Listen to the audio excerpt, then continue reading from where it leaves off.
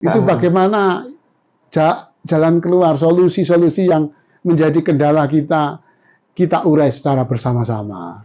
Karena memang pariwisata bukan hanya soal kuliner ya, soal musik. Betul. Nah, itu kan daya tarik juga. Iya. Banyak sekali seniman musik di Jawa Timur ini. Bahkan dulu zaman saya tahun 90-an, musik rock itu menjadi barometer Betul. musik se-Indonesia. Iya, musik Jawa Timur itu. Betul. Gitu. Betul. Dulu konser semuanya ada di Jawa Timur, terutama di Surabaya.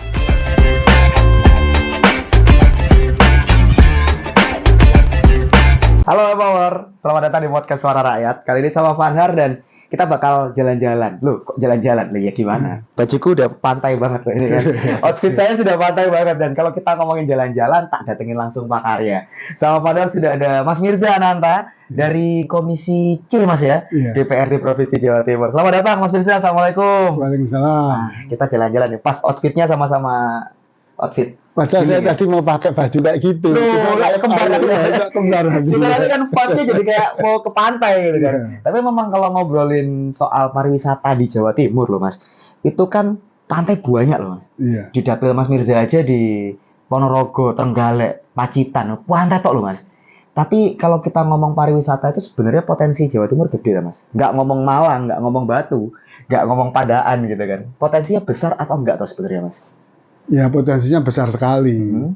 Hanya memang, jadi ini saya koreksi ya, untuk Ponorogo nggak ada pantai. Telaga sih Mas ya. Telaga kok pantai, Telaga. Jadi potensi pantai juga besar. Saya kemarin ke Pacitan, ke Trenggalek, itu luar biasa, pantainya bagus-bagus.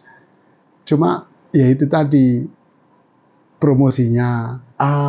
Terus yang kedua infrastruktur. Oke. Tapi infrastruktur di sana relatif bagus lah. Maksud saya infrastruktur itu begini. Jadi itu bisa diselesaikan yang jalanan itu loh, lintas selatan itu loh. Oh, JLS. Iya.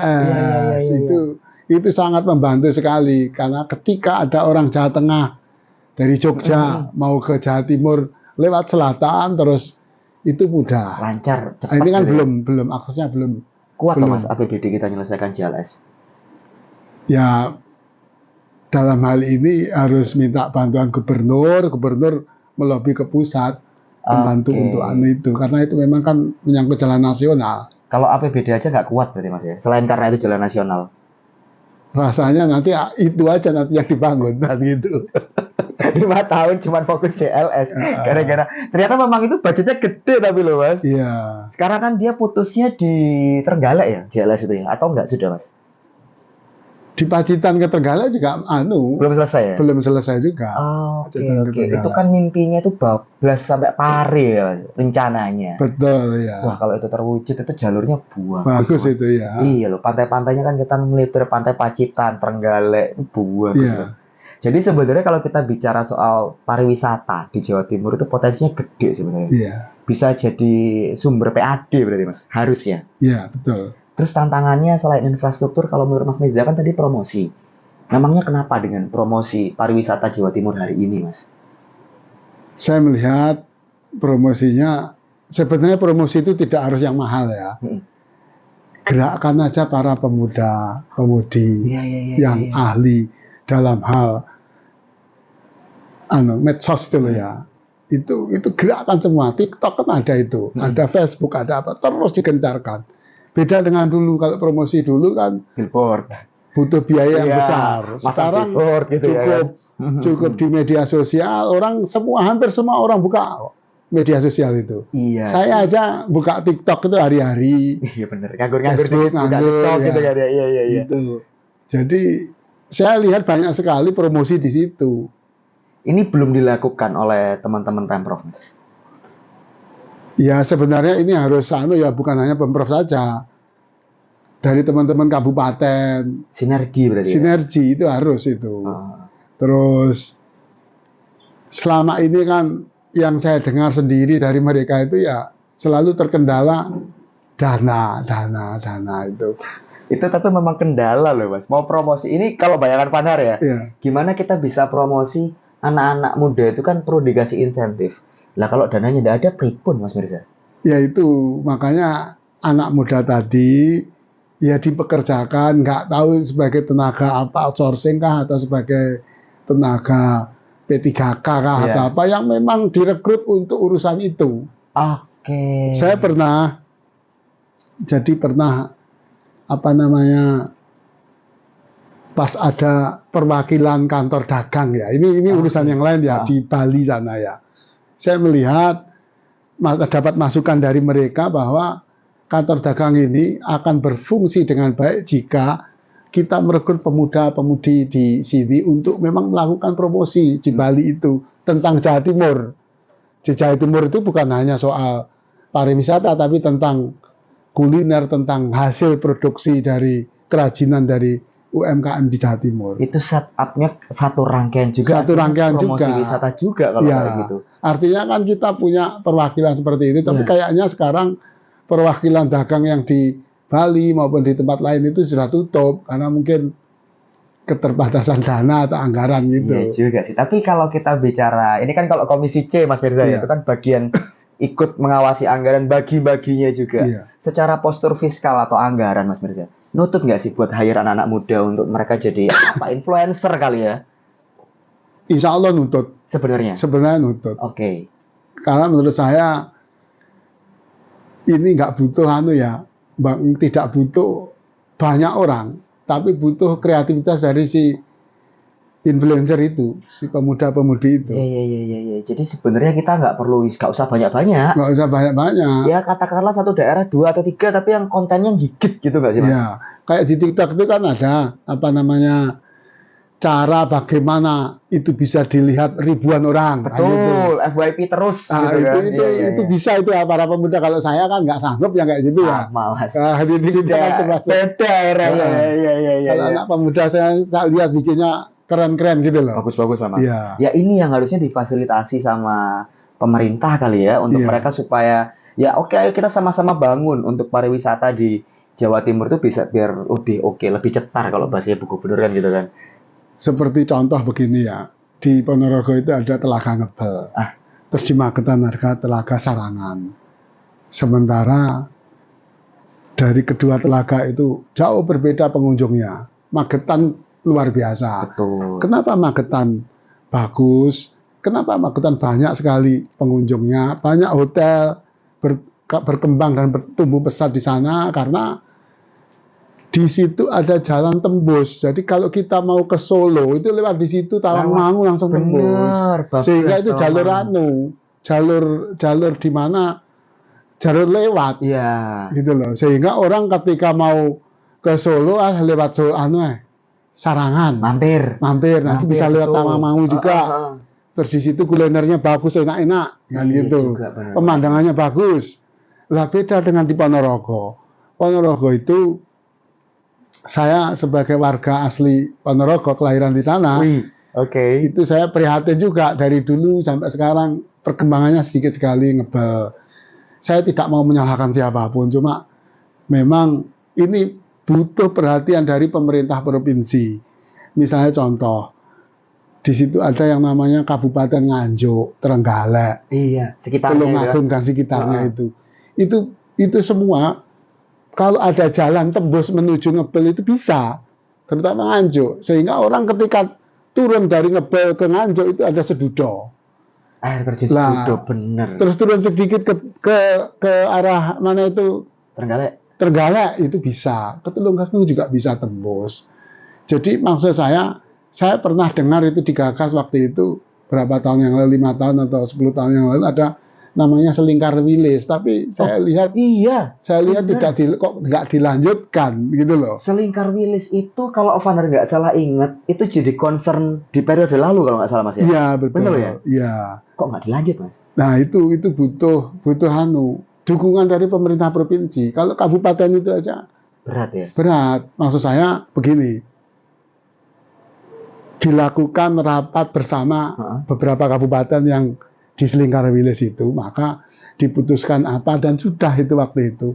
Hanya tinggal pelaksanaannya. Bisa toh Mas? Maksudnya ini kan beberapa kabupaten beda-beda kepala toh Mas. Dikumpulin jadi satu, diajak rembukan, Apa nggak malah bisa ya, itu kan ada pemerintah provinsi yang bagian untuk sebagai mediator, sebagai fasilitator gitu. Nah, kalau itu semua dikumpulkan semua, maka jadi jalan dari Ponorogo menuju Telaga Ngebel itu pun juga belum bisa dilewati bis besar. Loh, itu persoalannya. Eman. Iya. Itu. Padahal akses infrastruktur itu jadi salah satu yang paling penting loh. Paling penting. Lah bis besar nggak bisa masuk, ini turis-turis kan ya. Ya itu. Itu dia. Padahal banyak potensi pariwisata di Ponorogo, Trenggalek, apalagi soal budaya kan gitu. Nah, padahal kalau pariwisatanya di situ maju, aksesnya, dampaknya itu kan bisa ke kulinernya maju, UMKM hidup. Betul. Dampaknya banyak loh ternyata yang Mawar. Ternyata kalau kita bicara soal pariwisata, kayaknya sepele Mas. Padahal ternyata dampaknya luas banget ya. Kamu jangan kemana-mana deh Mawar, kamu tetap terus di podcast Suara Rakyat.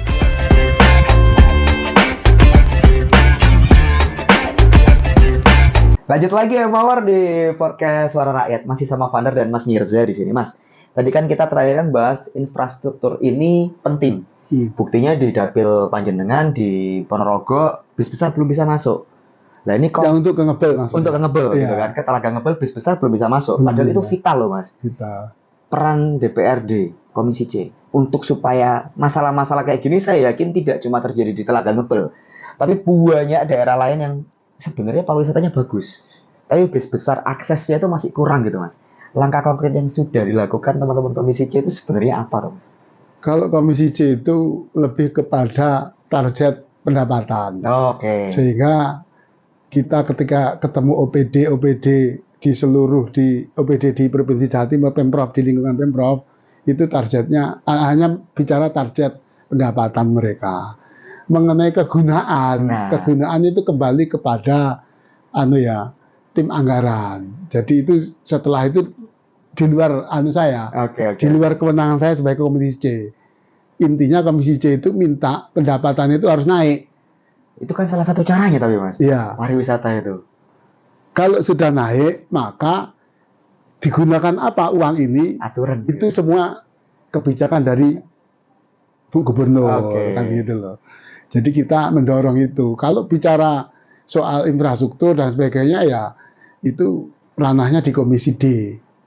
Tapi selama ini pernah nggak sebagai anggota DPRD Jatim Mas Mirza dorong, ayo pariwisata ini lo garapen akses infrastruktur ini beresin, itu pernah nggak mendorong seperti itu? Pasti itu pas reses kemarin sambatan warga banyak tuh Mas kalau kayak gitu. Oh iya, pasti. Kalau soal untuk aspirasi masyarakat kepada saya itu tidak melulu di bicara lingkup Komisi C. Saya selalu menyampaikan itu kepada teman fraksi saya, kepada ketua fraksi maksudnya, sehingga apa yang saya sampaikan ini berdasarkan aspirasi masyarakat supaya ditindaklanjuti pada saat rapat paripurna di DPRD provinsi. Sambatan dari Dapil Mas soal infrastruktur pariwisata itu kenceng nggak Mas? Ya kencang sebenarnya. Maksud saya mereka itu mereka itu kan berbagai macam lapisan masyarakat yang mempunyai profesi yang berbeda-beda di dapil saya. Ada yang jualan sate, bagaimana supaya satenya rame. Ada yang punya kerajinan makanan, ada itu loh, mengolah makanan UMKM Terus juga ada batik segala kayak gitu, kerajinan batik. Mereka intinya kalau infrastruktur bagus, terus promosinya bagus, daerah pariwisatanya banyak dikunjungi orang luar, akhirnya rame. Dengan rame maka ekonomi akan tumbuh di situ. Tapi itu nggak bisa ujuk-ujuk, perlu nyiapin banyak hal loh Mas. Ya harus dipikirkan, memang itu bukan hanya dipikiran semata. Dilakukan. Ya harus dilakukan. Sebenarnya sudah pernah loh dilakukan. Jadi dulu setiap tanggal 11 jadi setiap bulan tanggal 11 itu dilakukan serentak pagelaran reog di setiap desa di Ponorogo. Oh iya, dulu tuh kayaknya pernah ada deh Mas. Kalau Jember kan punya Jember Fashion Week. Ponorogo itu seingat saya pernah ada festival sebesar itu. Terus ada juga kalau Grebek Suro itu kan sudah dari tahun ke tahun ya, setiap tahun ya. Terus ada juga apa itu namanya kontes jatil, tari jatil itu dulu. Nah, saya melihat sekarang kok ayam itu gitu ya. adem ayem gitu loh. Padahal kekuatan utama Ponorogo itu di budaya tentang reog itu sendiri. Itu dia, karena kan kalau kita petakan potensi pariwisata loh ini ya, Mawar. Kadang bukan alam. Alam itu kan ya wis dikasih dari Gusti Allah gitu kan. Ketika nggak punya budaya itu bisa jadi salah satu daya tarik pariwisata, dan ini nggak bisa dibiarin loh, Mas. Terus saya mau cerita, di Ponorogo itu ada istilahnya yang bagian dari objek atau subjek wisata. Di Ponorogo itu ada yang mana mereka itu tidak butuh biaya besar. Duh, apa Mas? Ada itu di Desa Karangpatian, di mana itu berawal dari problematika sosial. Di situ hampir sebagian besar masyarakatnya itu disabilitas. Wah, oke. Disabilitas itu maksudnya berkebutuhan khusus ya? Dalam hal mikirnya itu loh, IQ-nya. Jadi apa namanya, di situ ada yang namanya Ibu siapa Juliana atau siapa, itu istrinya Pak Eko Mulyadi, Lurah Karangpatian. Luar biasa mereka dengan apa telaten, mereka dengan istilahnya cermat, pokok intinya dengan sabar mereka ngajari mereka untuk belajar batik, tapi batiknya bukan batik batik ciprat. Nah, ini saya belum pernah dengar nih batik ciprat kayak gimana nih Mas Mirza? Batik ciprat, jadi batiknya diciprat-ciprat. Itu semua yang melaksanakan disabilitas. Wah. Nah, ini saya cerita ini karena ini bagian dari saya promosi lah ini ya. Itu dia. Dan ini perlu dapat atensi khusus loh Mas. Ya, maksudnya kan batik ciprat. Dan selama ini sudah kerjasama, sudah dikenal kerjasama dengan universitas di luar negeri. Duh, saya lupa ya nama universitasnya itu ya. Sudah kerja sama luar negeri, tapi wah aku malu nih Amor, aku belum pernah denger loh. Padahal dilirik sama luar negeri nih. Tapi secara lokal belum begitu kenceng loh Mas Mirza gaungnya. Nah, ini sudah kerjasama dan dikunjungi dari kampus Coventry University Inggris dan UTHM Malaysia. Oke, Terengganu tuh ya harusnya. Iya benar. Jadi saya lihat luar biasa Mas Lurah Eko ini beserta istrinya ya, terutama istrinya yang mengawali itu semua sampai ini dari universitas luar negeri bisa berkunjung ke tempatnya. Yang lebih hebat lagi kan pengrajin batik itu disabilitas. Lah, ini hebatnya di situ. Sudah dapat support belum Mas dari provinsi? Eman loh Mas. Unik soalnya. Unik karena ini tidak biasa gitu kan Mas. Dan batiknya pun, hasilnya pun batik ciprat. Ini saya yakin, kamu ya Mor, kamu pasti belum pernah denger batik ciprat itu kayak gimana kan. Harusnya kan dia dapat atensi khusus loh. Ya kalau pengen tahu batik ciprat bagaimana, ayo kita berkunjung ke Desa Karangpatian. Aku penasaran. Ini kan harusnya belum dapat support dari. Ya dengan podcast ini, semoga harapan saya ya ini bisa dilihat oleh Ibu Gubernur untuk menjadi perhatian dalam hal pengembangan batik ciprat tersebut. Iya. Nah kalau kita ngomong ada yang keluputan kayak batik-batik ciprat gini loh Mas. Apakah Dinas Pariwisata dan Kebudayaan ini kurang? Maksudnya kurang itu ya udah kita bikin satu badan khusus lagi nih, Pemprov bikin satu badan khusus yang udah fokus pariwisata, nyol gitu. Karena dirasa ya bisa jadi Dinas Pariwisata sing durusi kakean, bisa jadi kan Mas. Perlu nggak kalau menurut Mas Mirza? Saya rasa kalau secara khusus sih sulit gitu loh. Oke. Jadi memang ya kembali kepada alasan dana tadi pasti. Rada angel kan. Angel, jadi alasannya dana ini agak iwu loh ini. Padahal buktinya ketika batik ciprat dikunjungi oleh universitas dari luar negeri kan mereka kan nggak butuh dana juga, maksudnya nggak butuh dana besar. Mereka cuma butuh dikasih lampu sorot gitu kan. Segala keterbatasan mereka, mereka buktinya ada dari luar negeri bisa berkunjung. Ini tinggal niat baik aja. Maksudnya bukan berarti mereka tidak punya niat baik, niat yang sungguh-sungguh ingin memajukan daerahnya masing-masing. Berlomba-lomba, bukan hanya Ponorogo, seluruh di Jawa Timur ini. Sekarang contoh ya, kayak Banyuwangi. Banyuwangi itu kan juga saya dengar wisatanya luar biasa. Banget ya. Karena sebelum ini ya, saya melihat 10 tahun zaman Pak Azwar Anas itu biaya promosinya luar biasa, gede-gedean. Gencar Mas waktu itu Mas, Ya, gencar. coba lihat promosinya, gitu. Padahal di tempat lain tidak kalah. Batu Malang itu, coba lihat. Itu promosinya nggak besar-besaran, tapi setiap Sabtu Minggu coba. Aduh, wis gak karu-karuan. Orang Surabaya pindah. Orang Surabaya pindah ke Batu, pindah ke Malang buat liburan. Yang berarti sebenarnya masalah dana itu ya itu problem. Tapi bisa loh disiasati. Aslinya kan kayak gitu kan Mas Mirza. Tinggal bagaimana rencana itu enggak cuma jadi wacana gitu. Kita rencanakan lingkar wilis misalnya, tapi ya sudah, that's it. Ketika mau dilanjutkan terbentur banyak hal gitu kan. Padahal ini peluang yang bagus loh ya Por. Kamu jangan kemana-mana deh. Padahal masih mau tanya banyak ke Mas Mirza soal pariwisata. Ternyata seru bahas pariwisata, nggak cuma Malang, nggak cuma Batu. Kita punya Telaga Ngebel di Ponorogo, kita punya Trenggalek gitu kan. Tetap di podcast Suara Rakyat.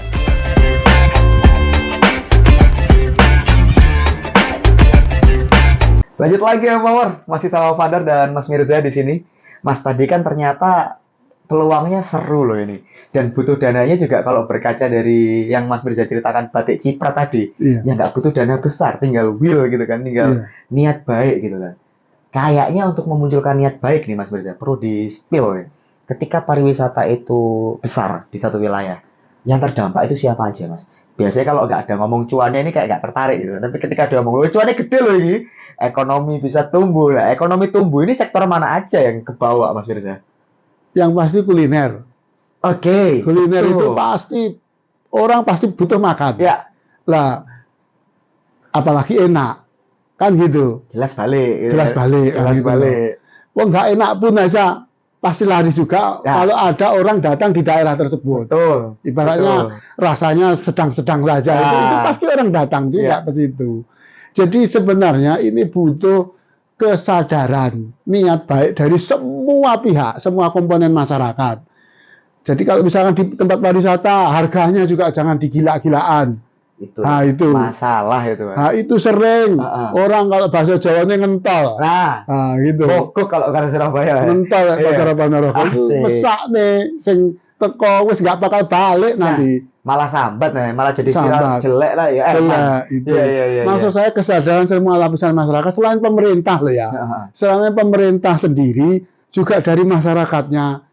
Coba secara sukarela mereka mempromosikan daerahnya masing-masing loh ya. Berat itu. Memang berat, tapi coba misalnya kita kayak saya misalnya, saya datang ke dapil, entah itu di Pacitan atau Trenggalek atau Ponorogo, saya selalu nyampaikan coba iki promosi ini. Misalnya gampang, kita nggak usah secara khusus mempromosikan itu. Kalau kita pas ke pantai itu kita video, gila pantainya wapi, itu kan bagian dari promosi itu sudah. Wah kalau kayak gitu ya bebannya pemerintah nggak berat Mas, nggak perlu bayar toh. Nggak perlu bayar. Akhirnya teman-teman yang lain ngelihat tuh ya. Iki yang di, iki mangan yang di aku tak rono gitu. Itu maksud saya kalau niat baik orang pengen majukan daerahnya masing-masing. Bukan cuma pemerintah keywordnya Power, bukan cuma juga karena ya anggarannya pemerintah ya nggak bisa kita pungkiri terbatas ya Mas ya. Perlu peran dari kamu untuk ikut andil gitu kan. Karena kalau pariwisata di tempat mereka itu tadi maju, dapat dampaknya ya Mas ya, otomatis gitu kan. Kuliner, ekonomi kreatif gitu kan. Untuk mewujudkan ini tapi Mas, supaya mewujudkan masyarakat ramah pariwisata kali ya. Tantangan terbesarnya apa toh Mas? Kalau Mas Mirza lihat di Jawa Timur ini. Jawa Timur ya tantangan terbesarnya ya. Jadi kadang-kadang masyarakat terutama pemuda ini apa ya istilahnya, kadang-kadang terlalu cuek mereka. Apatis ya bahasanya. Gitu ya.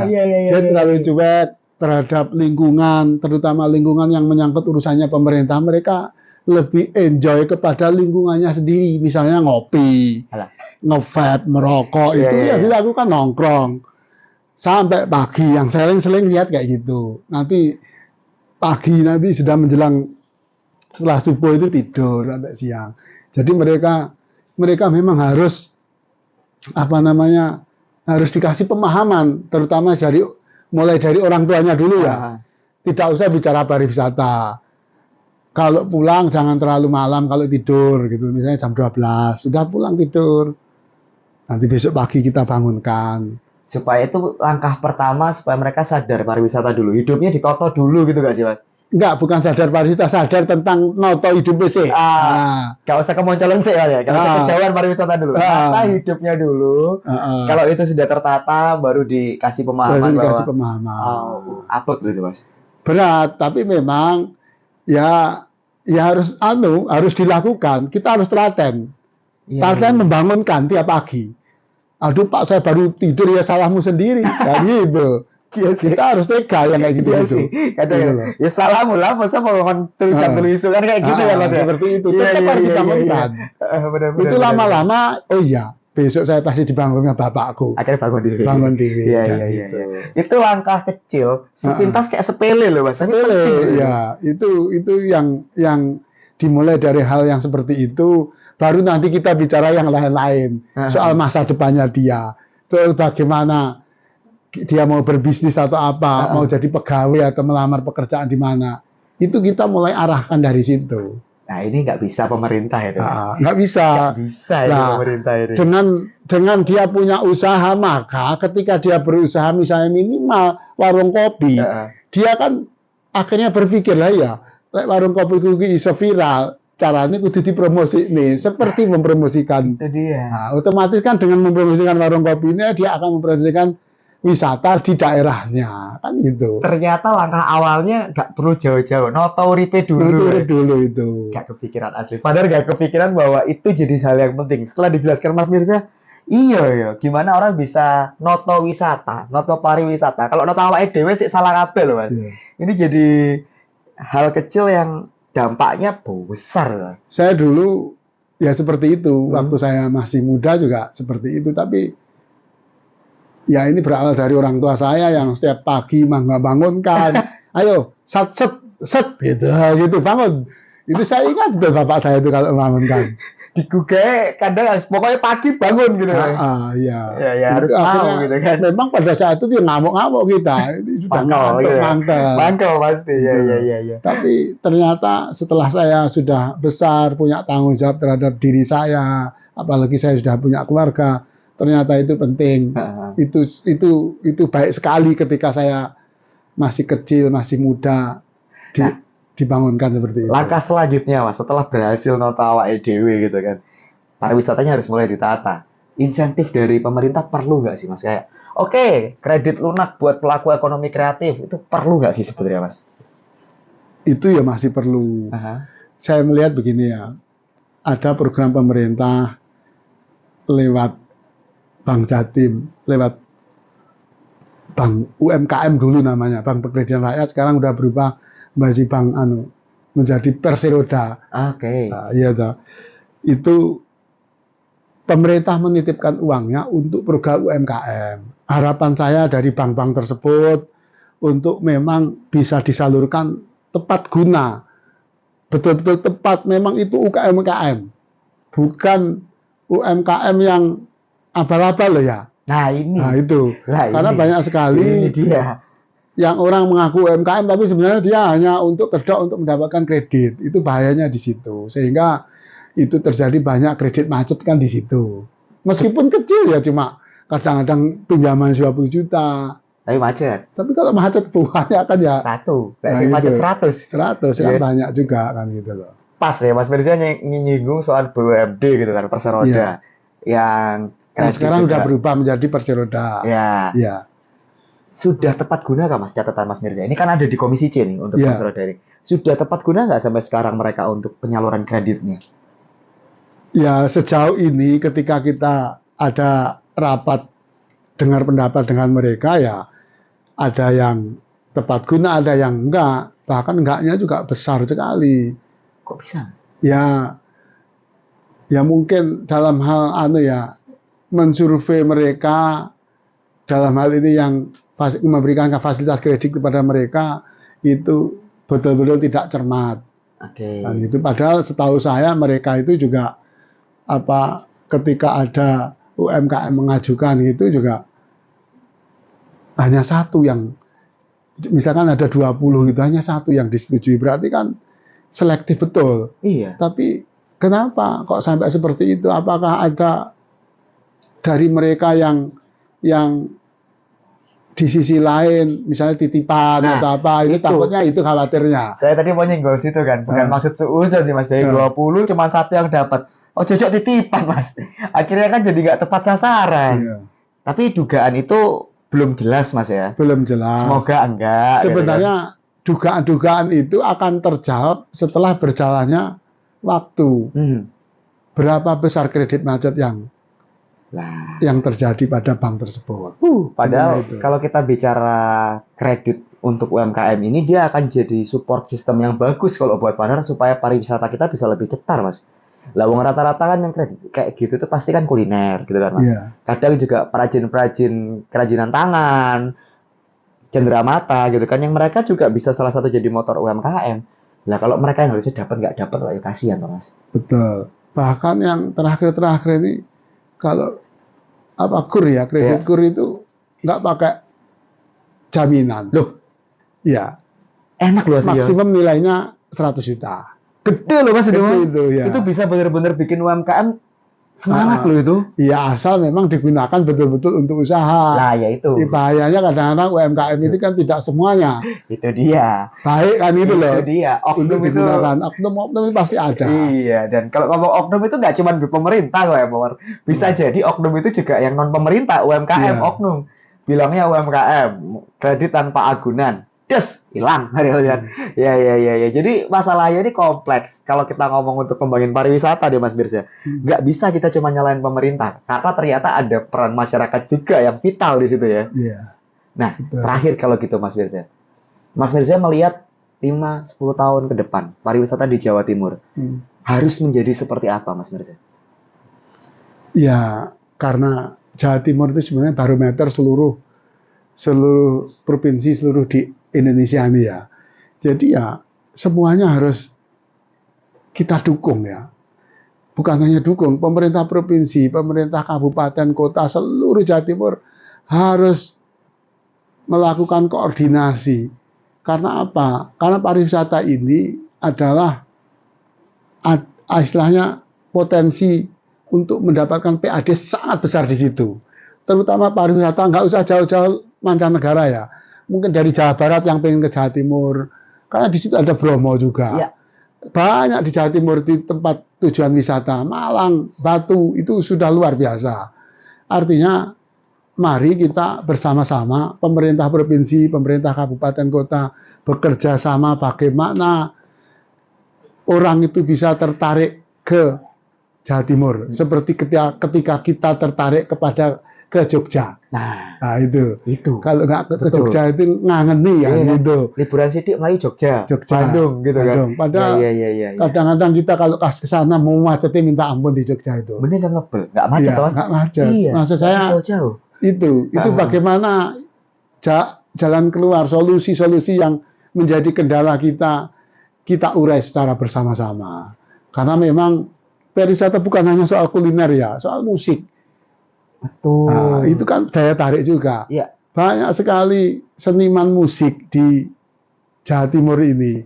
Bahkan dulu zaman saya tahun 90-an, musik rock itu menjadi barometer musik Indonesia. Iya, musik Jawa Timur itu. Betul. Dulu konser semuanya ada di Jawa Timur, terutama di Surabaya. Gitu. Wah, jadi ya kalau kita bicara soal pariwisata nih Empower, saya sepakat sama Mas Mirza. Gak bisa pemerintah sendirian. Kamu juga harus terlibat. Caranya banyak. Yang pertama adalah noto uripe dhewe dulu Mas ya. Uripe dhewe ditata dulu. Itu langkah pertama. Nanti kalau sudah, yakinlah ada kok insentif-insentif dari pemerintah buat kamu untuk ngembangin ekonomi kreatif. Sudah dijelaskan kok sama Mas Mirza ya kan. Nanti kalau misalkan nemu kendala, kamu chat aja di kolom komentar. Tak sampaikan langsung ke Mas Mirza. Founder sampaikan langsung ke Mas Mirza, biar nanti dikasihkan ke teman-teman OPD Mas ya, sambatannya. Nanti, jadi gini, masyarakat itu kalau sudah merasakan manfaat menggeliatnya dunia pariwisata, dia nggak butuh insentif dari pemerintah. Karena dengan sendirinya dia mempunyai penghasilan yang besar kalau dia punya sesuatu yang bisa diandalkan dari dalam dirinya. Gak pengen tahu Mawar. Berdikari, kalau bahasanya gitu Mas ya, berdikari secara ekonomi dari sektor pariwisata. Udah kamu share aja deh Mawar. Episode kali ini kamu share kemana-mana. Kenapa? Supaya makin banyak yang tahu, supaya pariwisata di Jatim itu kita nggak cuma ngomong Malang, Batu, Pandaan, Banyuwangi, enggak, banyak. Potensinya itu banyak dan butuh kamu. Makanya, kamu juga wajib juga klik tombol like sama subscribe-nya biar kamu dapat informasi soal podcast Suara Rakyat selanjutnya. Anyway, terima kasih Mas Mirza. Insight-nya luar biasa. Partner jadi sadar pariwisata itu lebih luas daripada yang kita kira dan effortnya nggak bisa dewe, harus bareng-bareng. Partner pamit, Mawar. Mas Mirza juga pamit. Terima kasih Mas Mirza. Terima kasih. Semoga kapan-kapan kita bisa ngobrol lagi. Thank you Mawar. See you di episode selanjutnya. Assalamualaikum warahmatullahi wabarakatuh. Bye-bye.